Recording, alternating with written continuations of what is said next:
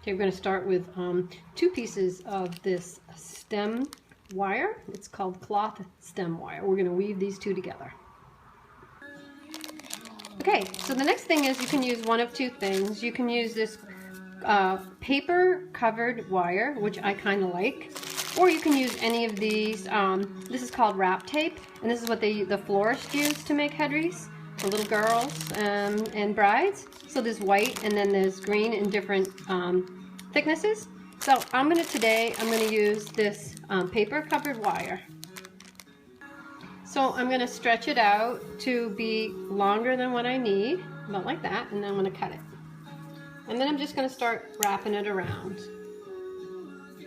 So just start up here and just wrap it tight, and then just start wrapping it around like this. And I do this because I like the nooks and crannies that it makes, so that when you're putting in different things like ribbon and you're putting in the different flowers, you can kind of get things in different layers. Okay, that's all I need to show you.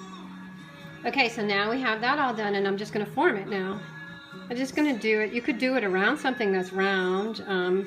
I'm not a very exacting person, except for when it comes to exposure, so that's what I do just for now. Okay, we're going to get some ribbon now.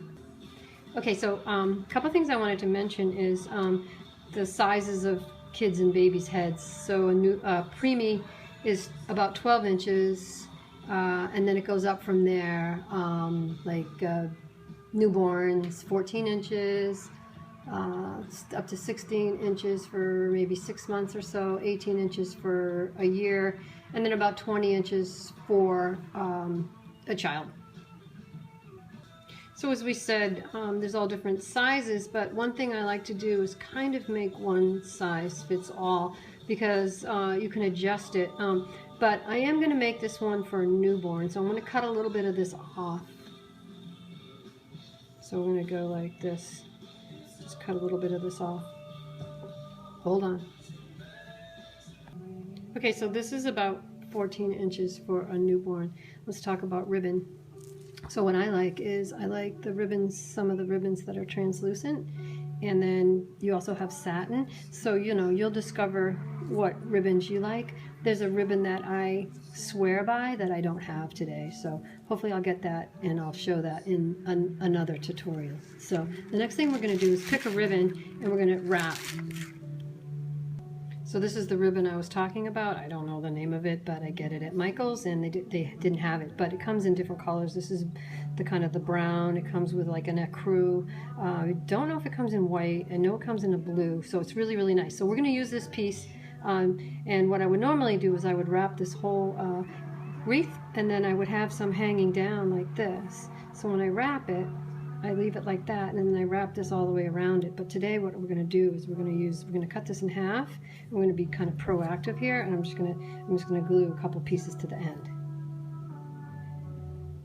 Okay, I didn't mention that you should have your hot glue gun ready and super hot. And you can also get the kind that won't burn you, the new kind. But I actually don't like that kind. I guess I'd rather get burned.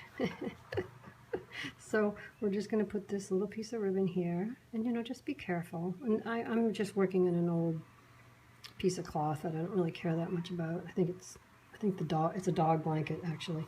So you can just be kind of careful, and just be careful that you don't burn yourself, but you probably will, because I usually do. All right, so we just have this. This is going to hang down. Pretty, right? Okay, so there's that. Now we're going to wrap it. I'm kind of working backwards. Normally I would have a bigger piece and I would go all the way around, but I'm going to select a different piece. So you want things to sort of be flowing always. You want to think about that. So I want to have this hanging down also. So we're going to have a couple of different ribbons, and you can have them different lengths, but for now you could just have it be the same length and you can cut it later. So I'm just going to kind of go around here anticipating how much ribbon I would need, like this, and then just go down like this, and just do a little extra so you have it if you need it.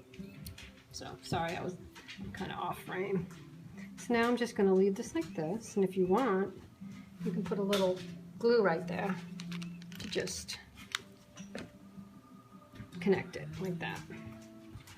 And now you're just going to take it and just start to weave it around. Now you can do this like very neatly if you like, I tend to like it a little, well, you can twist it and have it kind of be like that. You know what I mean? Like that. And you can twist it and have it be a little lumpy. And then it kind of looks cool underneath, or you can just do it flat. It's up to you. But I'm just going to do this, and you can figure out the way you like to do it, but I'm just going to do this, and you don't have to watch me do the whole thing.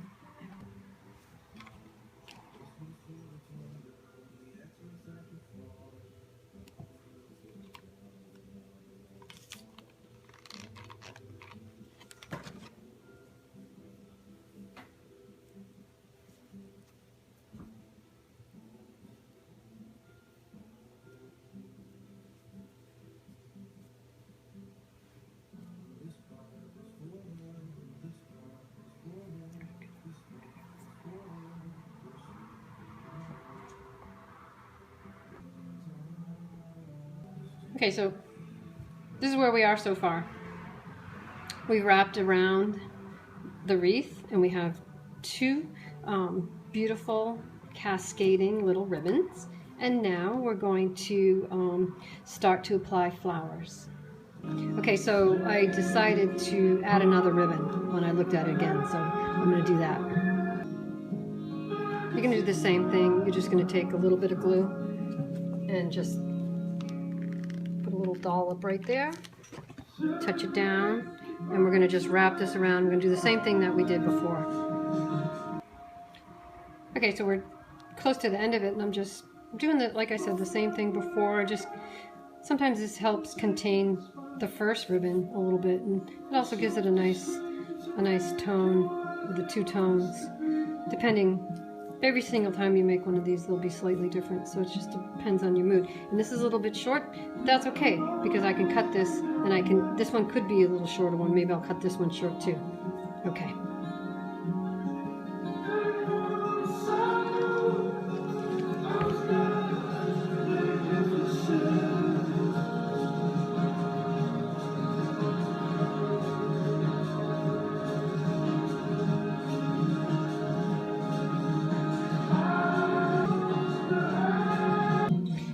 Okay, so you kind of have to anchor it somehow so that you can work on it without it falling all over the place. So I'm just using a ball jar, but you really can use anything you want. Today, I normally always put ivy, small pieces of ivy. Now, in the summer, I have tons of ivy, I have tons of ivy, and I put on fresh, and I make fresh, wreaths all the time. So it's not the case today, and I don't have any ivy. So what I've decided to do is I'm cutting up these flowers here. I'm going to cut them up and find the smaller petals. I'm just going to put them underneath. So I think they're going to look pretty good. So let me do a couple. So I'm just going to cut off from this. I'm just going to go in, and I'm just going to cut. I could have put live ivy on here, but I think I'm going to sell this to one of you. So I didn't want to put live ivy, because they'll die and then they'll look nasty. Now you can, when you make live wreaths, you can cut the flowers off a couple days later and then reapply. I do that quite a bit. I can use a wreath, a base of a wreath, for many times. Okay, so we have these cut, and when you place them, usually I start over here a little bit so I can get a feel for what's going to happen as I come towards the center. So you want to put them at different angles. One might go up, especially with ivy, and we'll do that later. One could come down and then go up and then come down, up and down. You definitely want height and some on the bottom, okay? Sorry, I can't work without music. So anyway, sorry. So I'm just going to stick these on and we'll take a look at it. Now when the glue is still a little bit warm, you can push these to where you really want them, because it's a little bit hard, when you're working with hot glue, it's very difficult. So I just kind of wanted them a little flatter, and you can just really kind of position them. Everything's wire, everything's bendable, so that's really cool. Okay, so now we're going to start to add some flowers. Oops, sorry, there we go. Okay, so the next part is, I just happened to buy these little embellishments. So they're little flowers. You can get them at Michael's. that's where I got them. So I'm sure wherever you're from, you can find a store, either Joann Fabrics or Michael's or something like that. So I'm just going to cut them, and this is when it's good to have these little wire cutters. So I'm just going to cut them and make a little pile right here. Okay, so we're just going to start to put these. And the nice thing about these little flowers is not hugely, but they are slightly different. So it's nice. So we're going to just kind of put them at the base of this other little leaf here. And the nice thing about these too is they have their own little leaves, which is nice. So we're just going to kind of add them at will. You know, you just kind of do what you feel. This one's kind of going down, so we'll have that one. And this is the front, so we want this to look really nice. And also the side, obviously, is where you would see the baby. They kind of look like little gardenias. So I'm just going to do this, and then we'll go back live. It's a good idea every once in a while to just pick it up and hold it in front of you and just, you know, look at it and imagine how it would be on the baby. And obviously it's not finished yet, but while it's still warm, you can move the flowers a little bit so you can imagine what it would look like. All right, so now I want to put in like something in between these flowers. So I have these little things. I mean, you're just going to find things that you find. You're just going to poke around, but these are kind of cool. They're just like little clusters. So anything that looks like this to make it a little bit more interesting, a little bit more textural. So it's going to be a little more intense because these are very, very small. So I'm going to start to put them in between the roses. And side note, I'm going to start on the side. I can figure out what kind of mistakes I'm making first, and then as I get, you know, closer to the center, you know, you don't want to make as many mistakes because that's what you really see. So I'm just going to start to put these in little places here, and it's very small work. So just going to be real careful with your fingers, you're not burning them. And there's some that are a little bit bigger. So that's nice. When you're looking for flowers, you should always be looking for flowers that have a gradation in size, so from small to large, because that will really help you make things look really beautiful. So I'm just going to poke these in here. And you know, you can use a pencil, or you could use like your scissors, you know, something other than your fingers. All right, I'm going to work on this and we'll come back.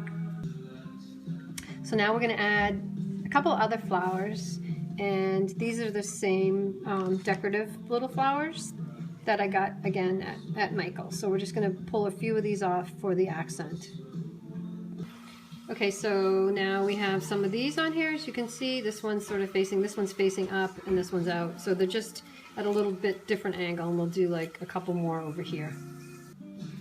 Okay, so we're almost done. The last thing I'm going to do is I have these little pearlescent sticky buttons. I guess I'm not really sure quite what they are, but you know, just another Michael's rampage buying stuff. So I'm going to put them on in a few places and then we'll be finished. Okay, so we're actually almost done. I've put in those little teeny buttons. You can see them just every once in a while. And now the last thing I'm going to do is I'm just going to add two pink ribbons at the back just to accent. Everything else is brown and like a crew, and we're just going to put these two. And that's going to be it. Just find a nice little spot to put it so that it kind of comes down naturally. And the beauty is you can always cut these. So we'll figure out how long you want it. I want it. This one. You can pick it up and hide it, put it underneath. You can add, you know, as many ribbons as you want, but this is a pretty good amount. And I'm just going to cut the ends here. Usually cut at a diagonal like that. Now these ribbons might be too long for a newborn. It depends, you know, they could be down the back of a newborn or whatever, but you obviously can cut them and make them fit however you like. So we'll do a photograph with the child wearing this and probably put it up for sale. So that's how to make a wreath. Try it and experiment and have fun with it, and then stick it on a kid's head and do a beautiful picture. Take care, and we'll see you soon.